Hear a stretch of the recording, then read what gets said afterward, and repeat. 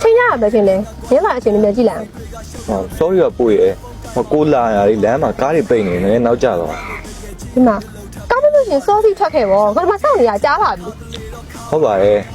ကိုတောင်းမှမှာစိတ်လျှော့ပါနော် မလျှော့နိုင်ဘူးမမလည်းငါမရဲ့ပတ်စံကြီးပါလား